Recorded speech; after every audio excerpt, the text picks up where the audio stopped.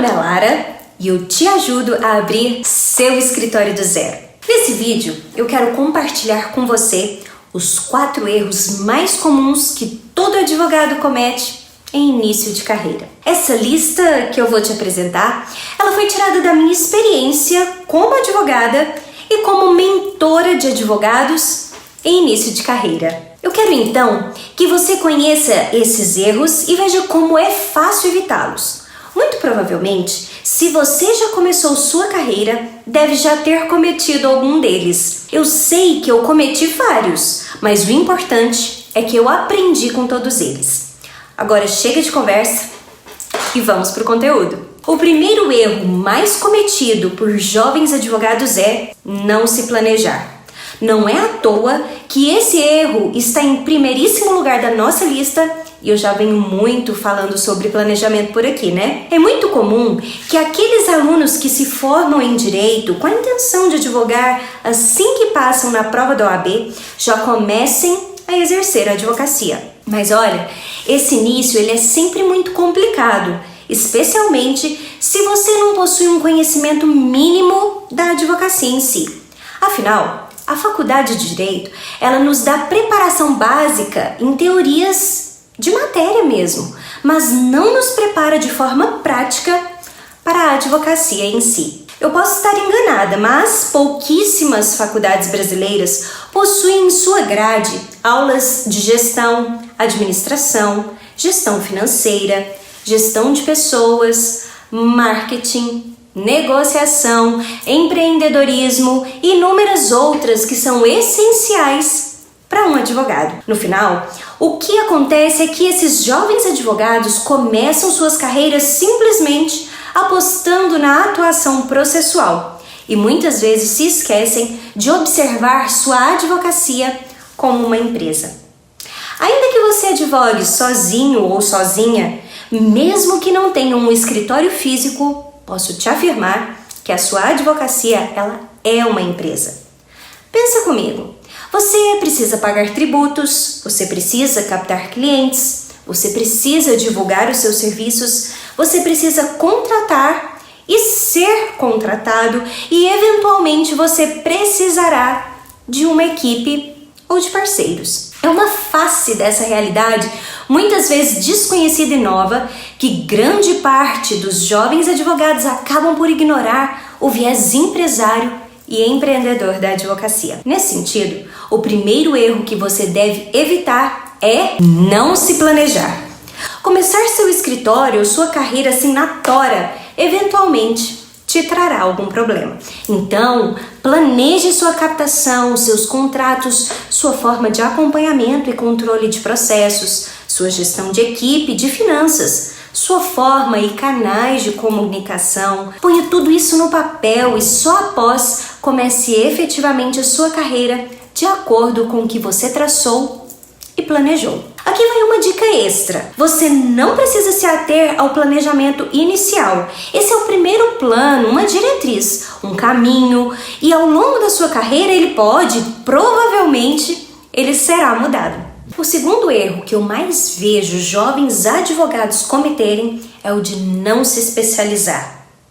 É isso mesmo, a falta de especialização ela é um grande problema. E a falta de especialização que eu trato aqui, ela pode ser dividida em 2 subgrupos. O primeiro deles é a falta de definição sobre qual será sua área de atuação. Eu já falei sobre isso aqui em outro vídeo, aqui mesmo do canal, sobre a importância de definir uma área de atuação para sua carreira. Então, olha, eu vou deixar o link desse outro vídeo aqui na descrição desse e não vou me estender muito sobre esse assunto. Caso você queira, deixe aí nos comentários que eu faço um vídeo bem específico sobre esse tema. Outro sub-erro muito comum é a falta de especialização teórica. Isso mesmo, é muito comum que jovens advogados se formem e demorem 1 ano ou mais para passar na prova da ordem. E mais comum ainda é que durante essa fase de preparação para o exame, eles foquem apenas na prova em si e acabam por começar suas carreiras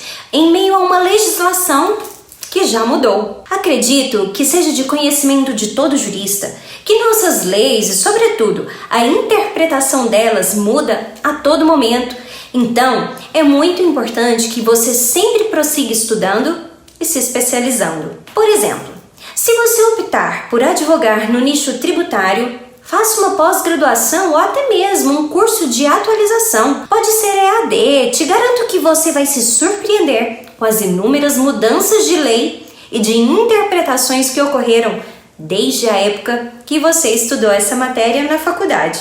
E ainda vai aprender coisas novas também. Vamos para o terceiro erro? Cobrar barato. Esse é o erro mais controverso da nossa lista. Isso porque até eu mesma cobrava menos no início da carreira. E isso é comum e deve ser feito.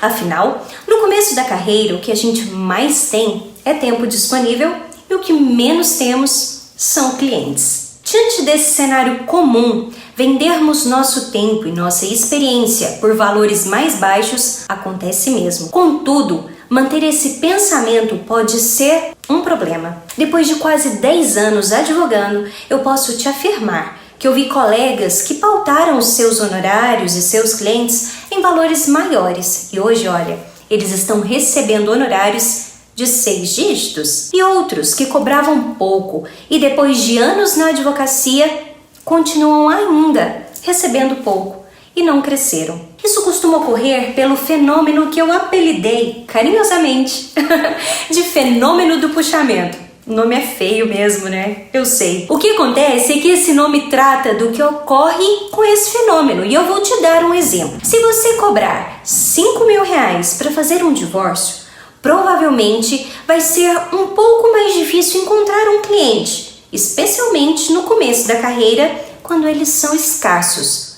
No entanto, pode ter certeza que o cliente que optar por contratar seus serviços por esse valor vai te indicar para outro que muito provavelmente também irá te contratar por esse valor. Da mesma forma, se você aceitar fazer o mesmo divórcio por, olha, R$300, o cliente que te contratou por esse preço vai te indicar para clientes que também irão pagar esse mesmo valor. O que acontece então é que a cobrança de baixos preços puxa o seu faturamento para baixo e a cobrança de valores altos puxa os seus honorários cada vez mais para cima. Daí o nome de fenômeno do puxamento.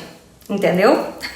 Eu sei, ficou horrível, mas o importante é que você entenda isso. E mais uma coisa, notou que quando falei da cobrança de baixos valores, falei em preço, e na cobrança de honorários mais altos, falei em valores? Então, isso foi de propósito, porque é muito importante que você valorize o seu trabalho. Todo o esforço, energia, dinheiro e o tempo que você dedicou para se tornar um profissional qualificado.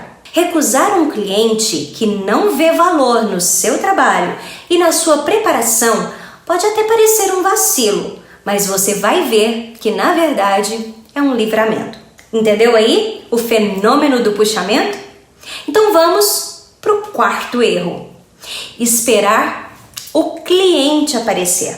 Como te disse antes, a gente não aprende na faculdade como captar clientes. Logo, é muito comum que jovens advogados peguem a sua AB e se sentem nos seus escritórios ou local de trabalho esperando que os clientes efetivamente caiam do céu. Deixa eu te contar uma coisa: isso não vai acontecer. Você precisa levantar seu bumbum da cadeira, metaforicamente e não metaforicamente falando, sabe?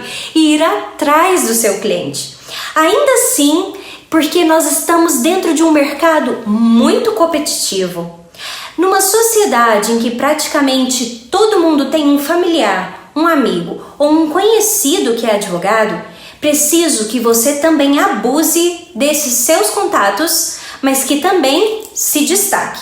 O que eu quero dizer é que a sua família, seus amigos e conhecidos, eles podem optar por te contratar quando possuírem algum problema jurídico, mas que também os familiares, amigos e conhecidos de outro advogado que atua muitas vezes do outro lado da cidade, eles também podem optar por te contratar. Mas Lara, como que eu faço isso? No mundo hoje, existem inúmeros aliados para que os jovens advogados eles criem relevância e autoridade sem necessariamente gastar dinheiro com isso. As redes sociais e os websites, eles são uns ótimos exemplos, porque eles podem dar publicidade ao seu trabalho e a publicação de conteúdo, ela é um excelente caminho. Você escrever um artigo sobre o direito de indenização por danos decorrentes de atraso de voo, por exemplo, e publicar o artigo no LinkedIn, em um site especializado,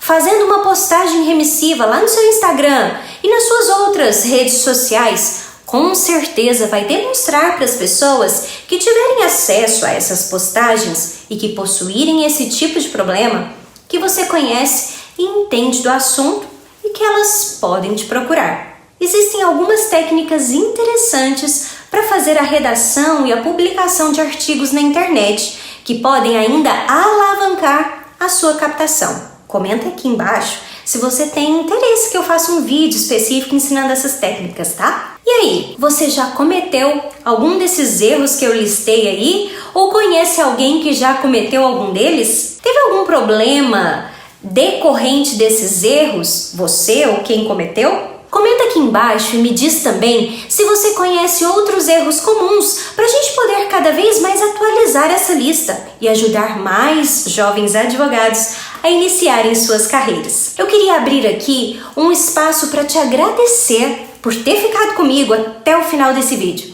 e dizer que é muito bom contar com o seu apoio e com a sua atenção. Eu gosto muito de te ter por aqui e eu quero trocar muita ideia, muita experiência com você. Tá bom?